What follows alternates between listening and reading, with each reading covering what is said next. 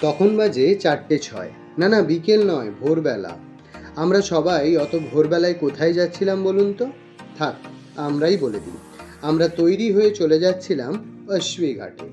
ওখানে ভোরবেলার গঙ্গা আরতি দেখতে। শুনেছিলাম ওখানের আরতিটা একটু অন্য রকমের হয় বলে। তো চলুন আমাদের সাথে আপনারাও গঙ্গা আরতি দেখতে। যেহেতু ভোরবেলা ছিল, তাই আমাদের আর গদলিয়া চক অবধি হাঁটতে হয়নি অটো ধরার জন্য। ওই যে বলেছিলাম না, ভোরবেলাতে কিছুটা হলেও অটো চলে সব দিকে। তাই আর কি, এই যে দেখতেই পাচ্ছেন রাস্তাঘাট একদমই ফাঁকা, এখনো আলোই ফোটেনি ঠিক করে। তবে এখানে সব কিছুই ভোরবেলা থেকে খুলে যায়। এরপরে আমরা পৌঁছে গিয়েছিলাম অশ্বী ঘাটে। প্রচুর লোকও এসেছিল। প্রথমেই একটু চা খেয়ে নিলাম ঘুম কাটানোর জন্য, আর কিছুক্ষণের মধ্যেই আরতি শুরুও হয়ে গেল।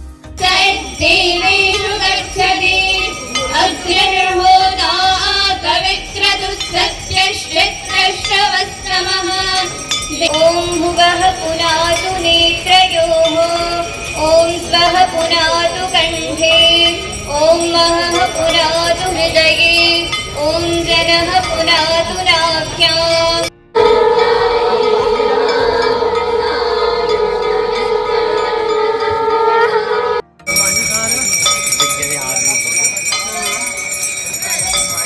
কি কেমন লাগলো? দারুণ না? আগের দিন যেমন দেখেছিলেন তার থেকে কিন্তু আলাদা। এখানে পুরো লাইভ পারফরমেন্স হয়। আর এটি ছিল বেনারসের 84 ঘাটের ডিটেলস। আপনাদের প্রয়োজন হলে ভিডিওটি পজ করে দেখে নেবেন কাইন্ডলি। তারপরেই আমরা চলে গিয়েছিলাম একটু বোট রাইডে। তবে সেদিনে সমস্ত ঘাট আমরা ঘুরিনি, কারণ 84 ঘাট ঘোরাতে কোনো স্টপেজ হয় না। আমাদের কিছু স্পেসিফিক ঘাটে নেমে দেখার ইচ্ছে ছিল, তাই আমরা এইভাবে সেদিন ঘুরেছিলাম। ওই যে দেখতে পাচ্ছেন আমরা সবাই নৌকোতে উঠে পড়েছিলাম ধীরে ধীরে। আমরা সবাই লাইফ জ্যাকেট পরে নিয়েছি। আমাদের যাত্রা শুরু, আর ওখানে সূর্যটা উঠেছে দুর্দান্ত। তাহলে তো শুনতেই পেলেন আমাদের যাত্রা শুরু হয়ে গিয়েছিল। সত্যি বলছি, লাইফ টাইম এক্সপিরিয়েন্স, অসাধারণ অভিজ্ঞতা। আর এই হলো তুলসী ঘাট। নিশ্চয়ই আপনারা জানেন এই ঘাটটি কেন এত বিখ্যাত। হ্যাঁ, ঠিকই ধরেছেন, এখানেই তুলসীদাস হনুমান চালিসা লিখেছিলেন। ওই যে হলুদ বাড়িটি দেখলেন, ওখানেই। তবে আমি কিন্তু সঠিক জানি না, কারণ আমাদের যিনি নৌকা চালাচ্ছিলেন তিনি আমাদের এই ইনফরমেশনটি দিয়েছিলেন। তারপরেই হলো সেই বিখ্যাত দশাশ্বমেধ ঘাট। তবে আমরা এখন এই জায়গাটিতে নামিনি, ফেরার পথে এইখানেই নৌকো আমাদের নামিয়ে দিয়েছিল। তারপরে ছিল পঞ্চগঙ্গা ঘাট। এখানে পঞ্চগঙ্গা মন্দিরও আছে, জানেন তো। এখানে আমরা কিছুটা সময় ঘুরে দেখি। আসলে ঘাটগুলো হেঁটে হেঁটেও ঘুরে দেখা যায়, কিন্তু যেহেতু মা বাবা ছিল, এতটা হাঁটা তাদের পক্ষে সম্ভব ছিল না, তাই আমরা এই পন্থা অবলম্বন করি। আর এটি হলো ইনস্টাগ্রামে ভাইরাল হওয়া সেই ফেমাস ঘাট, বুন্দি পারকোটা ঘাট। সত্যি পুরো দেওয়াল জুড়ে এত সুন্দর পেন্টিং করা ছিল, পুরো ফটোজেনিক। তারপরেই দেখলেন মণিকর্ণিকা ঘাট, কাশী বিশ্বনাথ ঘাট। এরপরে আমরা দশাশ্বমেধ ঘাটে নেমে পড়েছিলাম হোটেলে ফেরার উদ্দেশ্যে।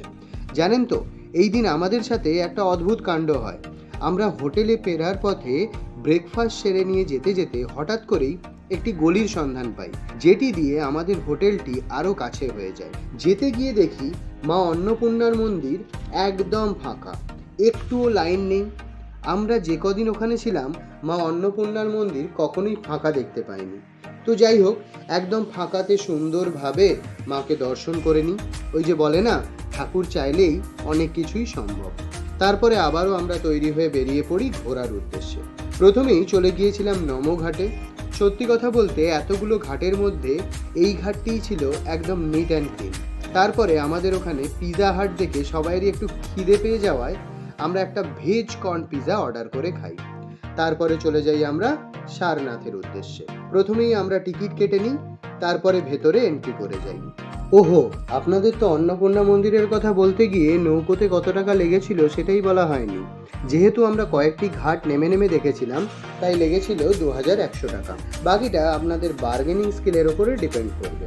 আর এই সারনাথ কিন্তু বিশাল জায়গা। আমরা শুধুমাত্র এই সারনাথ স্তূপ জায়গাটিই ঘুরতে গিয়েছিলাম, সঙ্গে এখানের মিউজিয়ামটাতেও গিয়েছিলাম।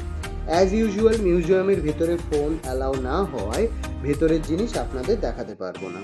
সারনাথের স্তূপ সম্পর্কে আপনারা নিশ্চয়ই অনেকে জানেন, তবে যারা জানেন না তাদের জানিয়ে রাখি, সারনাথ উত্তরপ্রদেশ বারাণসী থেকে প্রায় 10 কিমি দূরে একটি 43.6 মিটার উঁচু বিশাল বৌদ্ধ স্মৃতিস্তম্ভ। এটি সেই স্থানকে চিহ্নিত করে যেখানে ভগবান বুদ্ধ 5 জন শিষ্যকে তার প্রথম ধর্মোপদেশ দিয়েছিলেন, যা ধর্মচক্রের সূচনা করেছিল। ইট ও পাথর দিয়ে নির্মিত একটি নলাকার কাঠামো, যার নিচের পাথরের সামনের দিকে গুপ্ত যুগের জটিল পুষ্প ও জ্যামিতিক খোদাইকর্ম রয়েছে। এখানে ঢোকার জন্য 20 টাকা করে টিকিট লাগে। যাদের ইতিহাস ভালো লাগে তাদের জায়গাটি খুবই ভালো লাগবে। তো যাই হোক, সারনাথের সমস্ত জায়গা ঘুরে এত রোদে হেঁটে হেঁটে আমাদের সবাইরই খিদে পেয়ে যায়, তাই আমরা চলে গিয়েছিলাম লাঞ্চ করতে। সেদিনে আমাদের আরেকটি জায়গাও ঘুরে দেখার ব্যাপার ছিল, সেটি ছিল সরবেদ মহামন্দির। এখন এটির ব্যাপারে অনেকেই জানেন, তাও জানিয়ে রাখি, বারাণসীতে মাথা উঁচু করে দাঁড়িয়ে থাকা সরবেদ মহামন্দির ধাম বিশ্বের অন্যতম বৃহত্তম এবং সবচেয়ে চমৎকার ধ্যান কেন্দ্রগুলির মধ্যে অন্যতম।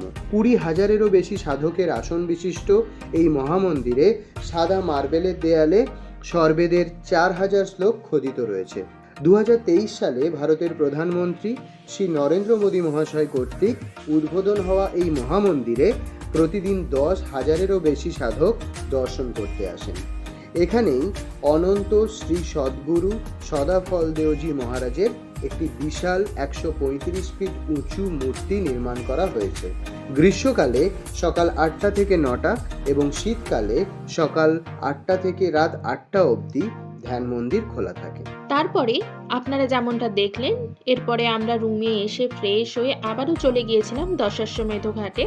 জানেন তো, আমার অনেক দিনের এটির ইচ্ছে ছিল, সেদিনকে এটি করেই ফেললাম। আর সেদিনকে আমাদের সারাদিন ঘোরাতে অটো নিয়েছিল 1300 টাকা। আর তারপরেই আমরা একটু চা খেয়ে চলে গিয়েছিলাম রাতের ভোগ খেতে মা অন্নপূর্ণার মন্দিরে, যেটি সম্পূর্ণ বিনামূল্যে, তা আপনারা অনেকেই জানেন। ব্রেকফাস্ট, লাঞ্চ, ডিনার 3 বেলাতেই খাওয়ানো হয়, কিন্তু আমাদের একবারই এখানে খাওয়ার সৌভাগ্য হয়েছিল। তাহলে আজকের মতন এখানেই টাটা।